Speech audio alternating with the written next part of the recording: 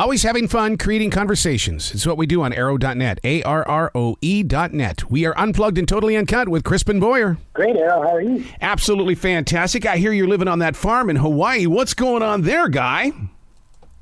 Let's see. What's new? We had a baby sheep, about a month ago now. That's probably the newest. And I guess since last night, we got a donkey. So, You got a... Oh my God! So I'm from Montana, and I grew up on a ranch and stuff like that, and I just love the farming life. And to this day, if I could live that lifestyle, I would definitely be doing it. Oh, that's awesome! Yeah, I guess I grew up in the suburbs, and then now we live on a farm, so I kind of had the opposite. I get the appeal. I love it. Yeah, we love it too. How has that helped you creatively as a writer? Because I mean, I'm sitting here overlooking this forest in South Charlotte, North Carolina, and we planted or replenished it with 1,700 trees. There's just something about the earth and writers. What about you? Do you feel it? Oh, definitely. It sounds beautiful where you are. And actually, I went to school up in Boone. Really? At Appalachian State University. Yeah, so it's always been, I guess I've been lucky to live in some really beautiful places. And, I lived down in Mexico for 5 years on the Caribbean and wrote a lot of books down there. So, yeah, I don't know if it's definitely inspiring and it's peaceful and but I can't say it's the thing about it too. It can be distracting. Mm-hmm. So you look out at that forest. You want to go for a hike, or you want to go for a swim, or I want to go play with my donkey. So, while it is an inspiring place to work, it does. I guess every place has drawbacks. You're so right about that when you live in nature and stuff like that. Because I'll be sitting here, having a conversation or editing and stuff, and then a 6-point buck will just walk by the studio. I'm going, oh my God! Oh my God! Yeah. Well, your new, I know. Your new book is I love the idea that you've got some new conflict going on here. You love playing with the imaginations of your readers. Oh, thank you. Yeah, that's I like to each book kind of ratchet it up a little bit. Every book in this series introduce new areas, new places for the animals to explore, and some new adversaries. So. Yeah, thanks. Well, in this one in particular, I mean, you put trust to the test. I mean, I would love to see how it lands inside the imagination of those readers and stuff like that, because there's always a little lesson to be learned when they read your stuff. That's the plan, yeah. Each book in the series is based on a different myth from Greek mythology, and I've covered. In one book they go up against the Minotaur, in another book they go and do the trials of Hercules. Mm-hmm. In the first book they look for the Golden Fleece. Now in this book they're all together, all the Olympian animals, Zeus and the gang, and they go to the crawl space underneath the pet shop where they all live, and that is the Underworld. And there they meet Hades, and then they get themselves into a bit of a pickle and have to work together to get their way out. And it's always, the thing about Zeus, the main character in the story, is that he's the king of the gods. He's got a big ego. He's a little hamster. He's kind of a jerk, but he always learns something. It does something. Every once in a while, a little lesson gets into that thick little skull of his. And as the series goes on, he becomes a little more accepting of his fellow Olympians, a little more into their, advice. And in this book, he's definitely no more of a team player. Wouldn't you say that your writing is really becoming generational now? That you've got, it's like I've been in radio for 43 years. I've got 2 generations of listeners. Your writing is the same thing. Is that you are really reaching a wide range of numbers? Thank you. Yeah, I like to think so. Yeah, I've been writing these. I've been a freelance writer since 2008. So definitely.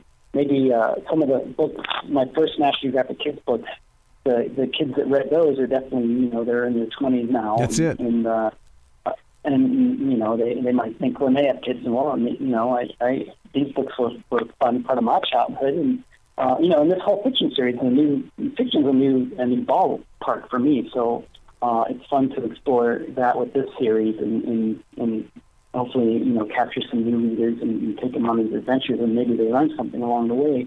But and something that they can then looking and maybe get other friends and stuff into the series too. Right. When you put together a 7-book series like this, what is it like for you when you know you're getting closer to the end? Because I would have a hard time mourning the losses of what's going to happen. Or do you sit there and go, I think I'm going to sneak in an 8th book? Well, you never know. There could always be another sequel. I always, we had kind of a grand plan from the beginning about which myths we wanted to cover, and that helped me plot out how the pet center will expand through the series and make all these new environments the animals can visit, and so there's definitely enough there for 7 books. Whether we go beyond that, I mean, there's plenty. Greek myths are an endless resource of stories, and you can see the classic hero's journey has showed up in so many modern stories like Star Wars and Harry Potter. So I'm not too worried about running out of material. Greek mythology was such a huge part of my childhood, and these days, I mean, thanks to people like yourself, Crispin, I mean, the kids are getting it. But why is it so important? Is it the storytelling? What is it that makes Greek mythology that one place where we need to learn from? I just think there's so many fundamental building blocks of storytelling that's in Greek mythology. It really has pretty much everything. It's got, it's kind of like superheroes, it's gods. Right. Gods that have these superpowers, and then these plain mortals that are kind of involved, they get all caught up in the games that are played between the gods. And sometimes the mortal characters like Zeus or Achilles take on godlike powers themselves. And so in that way, it's a lot like, it's kind of like the Avengers or Superman or Batman. But then there's also magical artifacts and items that, the invisibility helmets and indestructible shields of armor. And then you've got the monsters themselves that are scary and hideous. And, the original myths, they actually had a lot of extremely terrifying scenarios and cannibalism and terrible things that I could never put into a kid's book. Right. But the overlying stories and the adventure is something that really translates well into, I think, any from comic books to video games to more books. You talked about how you got into this adventure and stuff in 2008, how the journey began. Look at how the multimedia has changed the world of reading as well as for the writer as well.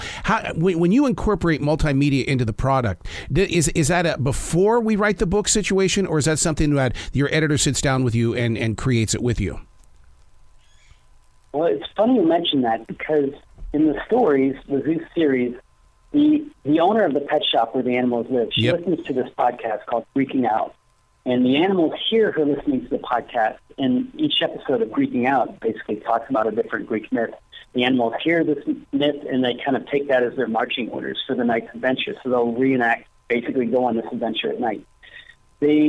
At National Geographic Kids, they like the idea of this podcast, so they created their own podcast called Greeking Out, which, other than coming up with a name for it, I have really no connection to it other than, it's a nice promotion for the book. But it's taken on a life of its own, and the Greeking Out podcast is super popular now, too, and it's in its 4th season. So, and that way the art, the life has imitated the art, and it's pretty cool to see how they built, all these different little, not little, big, expansions to this universe. And, people can go to the website, ZeusTheMighty.com, and they can play some games and they can read more about the characters. So, it's just trying to compete for the young reader's attention, which, like you said, it's really hard to do these days. So there's so many things competing for their attention. Well, that imagination of yours is always on. Do you use a discipline or anything like that while you're writing? Because I have a certain amount of time where I allow myself to write, and then I can come back to it, but it's only going to have a certain amount of time too. Do you work the same way?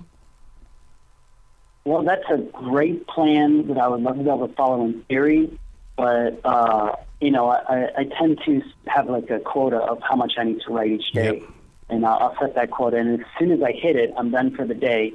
And sometimes I can hit that quota pretty quick, and then sometimes I get, it's like, oh, you know what, I should really wash the dishes. So I go wash the dishes.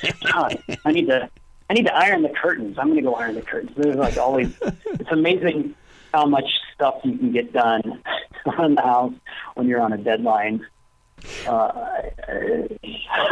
Yeah, I never missed a deadline, so at least there's that. One of the things that I love to do is go to the different schools and stuff like that. I love sitting down with people that love to read books. And so what I try to do is inspire them that, you can write. Writing is just as important. But I keep running into these excuses, especially with middle schoolers. It's like, I got writer's block. I'm going, what do you know about writer's block? Do you believe in writer's block, or is that just a choice? And, winning is a choice. And so you can make a choice, write today or not write today, but don't call it writer's block. I agree. Yeah, I mean, writer's block is you can sit down and you can write, and just as long as you keep putting words on the page, the first draft of everything is terrible. That's just the way it is. I guess occasionally you might be inspired and lucky, but the first draft is the first draft, and my books go through at least 4 revisions. So don't be scared to just write, to sit down and just start writing stuff, because once you have the stuff down, then you go into the revision, which is just as important. But you can't revise until you have something to revise. So yeah, don't let the cliche of writer's block stop you. Just Absolutely. Throw something on the page and then go from there. Man, it's always a pleasure to talk with you, Crispin. You got to come back to this show anytime in the future. The door is always going to be open for you. Oh, thanks, Errol. I always have a blast coming on here. I actually just finished the 5th book, and it's off to the illustrator now, so hopefully you'll have me back in, I guess, about a year. See where Zeus ends up then. So now, I know you can't talk about the 5th book, but just the fact that it's going to the illustrator has got to really get inside your creative child and just give you total excitement. Oh, absolutely. I mean, the collaboration with the illustrator is just as important a part as the writing, and sometimes the illustrator will come up with some way to envision the scene, like translate the scene in the storyline that I wrote in a way that I didn't think of, and then sometimes I'll take back the manuscript and revise a little bit based on his illustration. So it really is exciting. It's kind of like whenever you read a book and then you see the movie, and then all of a sudden that actor is in your head as that character. Kind of like that. That's how it is now. Whenever I'm writing, I see the illustrations interacting in my head. Wow, you make it sound so much fun, and then especially you do it right there in Hawaii, so that even makes it even more fun. Except for the distraction. Like I said, it could be a little distracting, but yeah, if it's a nice day, I might want to just. But I can always. That's the nice thing about being a writer. All I need is my laptop, and not even necessarily the internet, so I can take it with me to the beach and sit down and try and fill that page. That's it. Well, you be brilliant today, okay, sir? Oh, you too, Arrow. Thank you very much. It's always a pleasure.